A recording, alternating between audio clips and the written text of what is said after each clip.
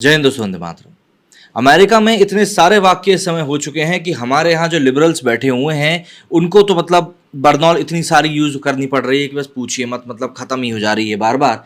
क्योंकि इस बार एक बार फिर से ऐसा ही वाक्य अमेरिका से निकलकर सामने तब आया जब एक अमेरिकी सिंगर ने जनगण मन गाने के बाद में प्रधानमंत्री मोदी के पैर आकर छू लिए। अभी कुछ समय हमने देखा था कि जब प्रधानमंत्री मोदी अलग अलग देशों के दौरे पर निकले थे तब वहां पर भी एक राष्ट्राध्यक्ष ने उनके पैर एयरपोर्ट पर ही छू लिए थे, जिसे देखकर वैसे भी भारत में काफी अच्छे रिएक्शंस आए थे, लेकिन भारत में बैठे हुए लिबरल्स ने उसके ऊपर चुप्पी साध ली थी और अब अमेरिका में भी कुछ ऐसे ही सीन्स देखने के लिए मिले। ऐसे में अपने अमेरिकी दौरे के आखिरी दिन प्रधानमंत्री नरेंद्र मोदी ने रोनाल्ड रीगन सेंटर में प्रवासी भारतीयों को संबोधित किया। उन्होंने यहाँ पर कहा कि मुझे हिंदुस्तान के हर कोने के लोग यहाँ नजर आ रहे हैं, ऐसा लग रहा है मानो मैं यहाँ पर मेन इंडिया के साथ हूँ। अमेरिका में एक भारत श्रेष्ठ भारत की सुंदर तस्वीर दिखाने के लिए आपको बधाई देता हूँ। इस दौरान लोगों ने भारत माता की जय और वंदे मातरम के भी नारे लगाए। इसके बाद पुरस्कार विजेता इंटरनेशनल सिंगर मैरी मेलिबेन ने भारत का राष्ट्रगान जन गण मन गाया। इसके बाद मेलिबेन ने पीएम के पैर छुए। उन्होंने बताया कि अब अमेरिका में ही H1B वीजा रिन्यू हो जाएगा, इसके लिए बाहर जाना पड़ेगा नहीं। पीएम ने कहा कि जैसे भोजन के बाद स्वीट डिश मिलती है वैसे ही आप सभी से बात करना एक मीठी डिश की तरह था जिसे मैं खाकर प्रसन्न हो गया। पीएम मोदी ने कहा कि बीते 3 दिनों में मैंने जो बाइडेन के साथ कई मुद्दों पर बात करी है, मैं अनुभव से कहता हूं कि बाइडेन एक सुलझे हुए और अनुभवी नेता है। अगर हम पीएम मोदी की स्पीच की कुछ इंपॉर्टेंट बातों की बात करें तो उन्होंने कहा कि भारत लोकतंत्र की जननी है और अमेरिका आधुनिक लोकतंत्र का चैंपियन है। आज दुनिया दो महान लोकतंत्रों की साझेदारी को और सशक्त होते देख रही है। भारत में हो रही प्रगति का सबसे बड़ा कारण है भारत का आत्मविश्वास, भारत के लोगों का आत्मविश्वास। भारत में पिछले कुछ सालों में डिजिटल क्रांति भी आई है। भारत इस साल सिएटल के एक नए कॉन्सुलेट खोलने जा रहा है। इसके अलावा भी अमेरिका के 2 और शहरों में भारतीय कॉन्सुलेट खोले जाएंगे। अब अहमदाबाद और बेंगलुरु में भी अमेरिका के नए कॉन्सुलेट खुलने जा रहे हैं।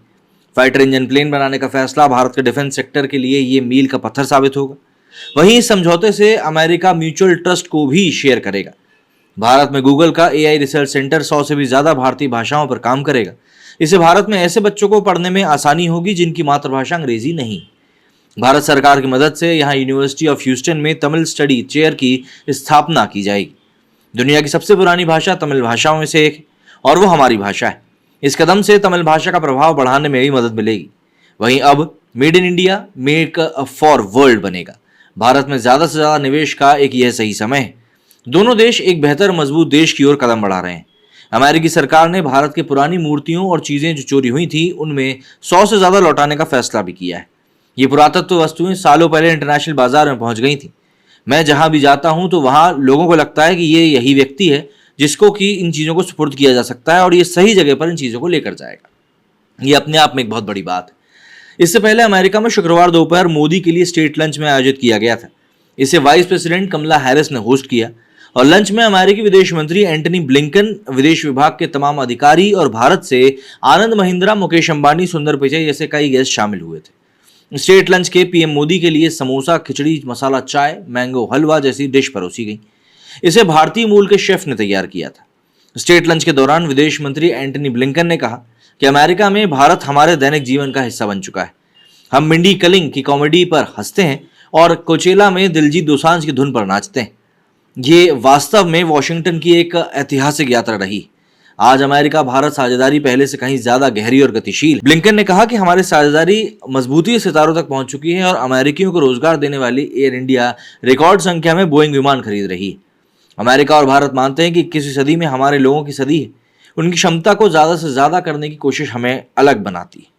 कमला हैरिस ने भारत में अपनी यादों को ताज़ा किया। इस दौरान साउथ की इडली और अपनी बहन माया की बातें भी शेयर करी। उन्होंने कहा कि मेरे दादा मुझे भारत के स्वतंत्रता संग्राम और लोकतंत्र के बारे में बताते थे।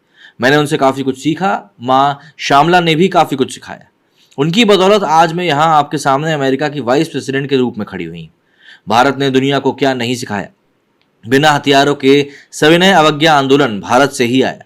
आज वही भारत दुनिया को साइंस और टेक्नोलॉजी के अलावा मेडिसिन में भी रास्ता दिखा रहा है। प्रधानमंत्री मोदी की लीडरशिप में भारत ने इस सदी को दुनिया के लिए फायदेमंद बना दिया है। ये भारत ही था जिसने दुनिया को कोरोना से बचाने के लिए वैक्सीन दी। वहीं मोदी ने अपने भाषण में कहा कि स्वागत के लिए शुक्रिया। 3 दिन मैंने मीटिंग्स में गुजारे। एक बात पर सब सहमत थे कि दोनों देशों की मधुर गीतमाला आगे बढ़नी चाहिए।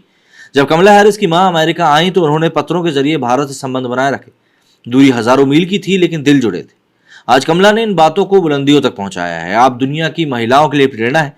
सेक्रेटरी ब्लिंकन को डिप्लोमेसी के लिए तो दुनिया जानती ही है, लेकिन आप म्यूजिक के मामले में ही बहुत टैलेंटेड है। गूगल के सीईओ सुंदर पिचई ने पीएम मोदी से मिलने के बाद कहा कि प्रधानमंत्री से मिलना मेरे लिए सम्मान की बात है। गूगल भारत का डिजिटलीकरण कोष में $10 अरब का निवेश कर रहा है। हम गिफ्ट सिटी गुजरात में अपना वैश्विक फिनटेक ऑपरेशन सेंटर खोलने की घोषणा कर रहे हैं। डिजिटल इंडिया के लिए प्रधानमंत्री का दृष्टिकोण उनके समय से कहीं आगे है। मैं अब इसे एक ब्लूप्रिंट के रूप में देखता हूं जिसे अन्य देश करना चाह रहे हैं। अमेजन के सीईओ एंडी जेसी ने भी पीएम मोदी से मुलाकात करी और मीटिंग के बाद उन्होंने कहा कि अमेजन भारत में दुनिया के सबसे बड़े निवेशकों में से एक है। हमने अब तक $11 बिलियन का निवेश किया है और $15 बिलियन का निवेश और करने का इरादा रखते हैं, जिससे कुल राशि 26 बिलियन की हो जाएगी। इससे पहले पीएम मोदी ने कैनेडी सेंटर में US Indian strategic partnership forum मतलब USISPF कार्यक्रम को संबोधित किया। उन्होंने कहा कि आप लोग अमेरिका की विकास यात्रा के मजबूत स्तंभ हैं, आप अमेरिका के सपनों को हिस्सा बनाते हैं। इन 4 दिनों में मैंने कई लोगों से मुलाकात करी और यहाँ मुझे अमेरिका और भारत की साझेदारी ने आत्मविश्वास भी दिया। मैं दावे से कह रहा हूँ कि हमारी पार्टनरशिप 21वीं सदी की दुनिया का भाग्य बदल सकती है। हम भारत के गरीबों को सशक्त कर रहे हैं।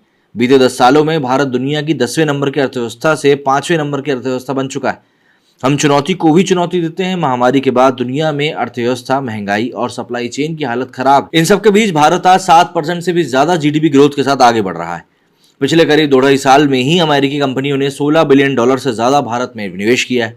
भारत की कंपनियां भी अमेरिका में अरबों डॉलर निवेश कर रही हैं। आज भारत में हर हफ्ते एक नई यूनिवर्सिटी बन रही है, रोज नए ITI की स्थापना हो रही है और दुनिया का सबसे बड़ा युवा टैलेंट भारत के पास है। जो भी देश इस समय भारत से जुड़ेगा उसका फायदा होगा। मैं आपको भारत की इस विकास यात्रा में एक साथ आगे बढ़ने के लिए आमंत्रित करता हूँ। ऑब्वियस सी बात है, भारत के लिहाज से प्रधानमंत्री मोदी जी की यात्रा काफी इंपॉर्टेंट रही है। क्या कहना है आप लोगों का इस बारे में कमेंट करके जरूर बताइएगा। मेरे इस वीडियो फिलहाल इतना ही। जय हिंद, जय भारत।